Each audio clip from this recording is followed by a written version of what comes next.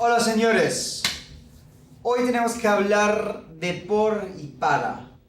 Por y para son dos palabras, dos preposiciones que pueden ser un poco complicadillos para los anglohablantes. No os voy a mentir, puede ser un poco difícil.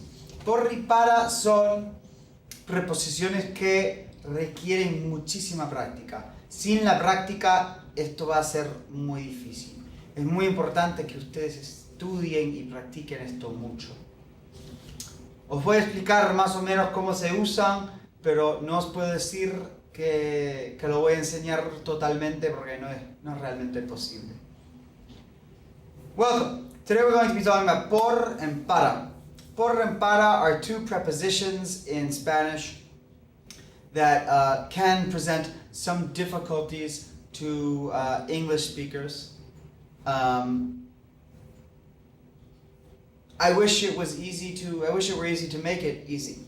Unfortunately, this is something, the main uses I can discuss with you, but really this is going to be something that's going to truly require a good deal of practice. So check out the practice that is available that I provide for you, because that's really going to be the best way to get a hold on how these work.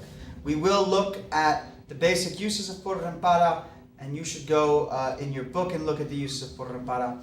But like I said, it's something that's going to require a bit of time and some practice. Okay? So, let's look at the basic uses. Motion is one that we're going to use for por. This is the idea, you can think of it in English as by, through, along, via. Okay? Por and para are generally translated as for, the word for, but they've got all these different uses, and so they've got different ways that they can be translated. So, the idea of motion, by, through, via. Por la ventana would mean through the window. Por el bosque would mean through the forest.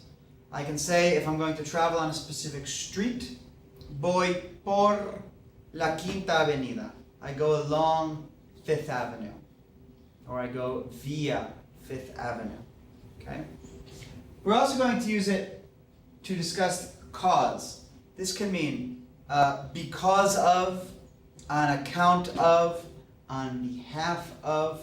So if I say lo hago por ti, this means I do it on your behalf or on account of you. You can also think of it with the idea of because of. So if I say I'm not working because I'm sick, or I'm not working due to being sick, I can say no trabajo por estar enfermo. I'm not working on account of being sick. I can say I arrive late because of the weather, or due to the weather, or on account of the weather. Llego tarde por el tiempo. Okay, so the cause of something. We also use it to talk about means or manner, often means or manner of transportation. So if I'm traveling by train, por tren. I'm traveling by car, por coche. I'm traveling by plane, por avión. Okay? The unit of measurement, so if you're charged per hour, right, this generally would be translated as por hora.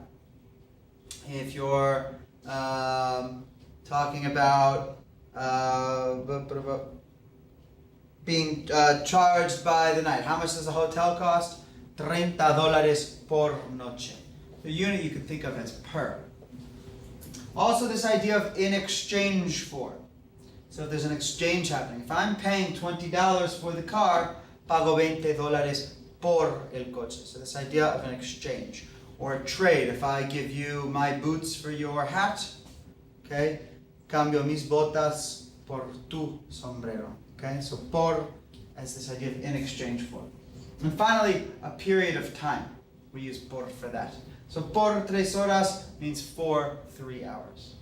Okay, so remember that both of these words, por and para, can both be translated as meaning for, but they're going to have all of these different uses. Okay, so these are the basic main uses of por. Para. Para we use for a destination in space. Meaning, if I want to say I'm traveling to Spain, one way that I can say that is voy para España. I'm going to Spain, I'm traveling towards Spain, voy para España. Destination in space. A goal in the future, a goal in time in the future. So if I say I need this by tomorrow, I say necesito esto para mañana. Okay? Or if I want to say by Tuesday I will be in Spain, I can say para el martes voy a estar en España. Okay? So a goal in the future. Whom or what something is for. So the destination of something. Meaning, if I want to say, this present is for you, I say, este regalo es para ti. Okay, this is the one, sometimes this one gets a little confusing to people, because here I said, cause lo hago por ti, right? I do it for you, I'm doing it for you. The idea there being I'm doing it on behalf of you or on account of you. And here I'm talking about who or what something is for. So es para ti means it is for you. Destination of something. An objective. Okay, an objective or a goal. I'm studying to be a doctor. Estudio para médico. Okay, estudio para médico. Finally, in order to. So it can mean in order to. So para trabajar, meaning in order to work. Necesitas, I don't know, you need to do whatever. So para trabajar, in order to work. Okay?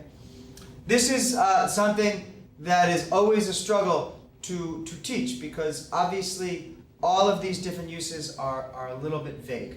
And so it's really, really important for this section in particular that you really go and look at the extra practice and do that. Because without doing plenty of practice on this, it's not going to click.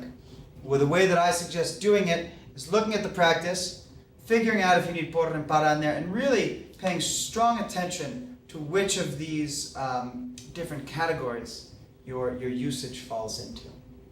Okay? Buena suerte, ya hablaremos más. Chao.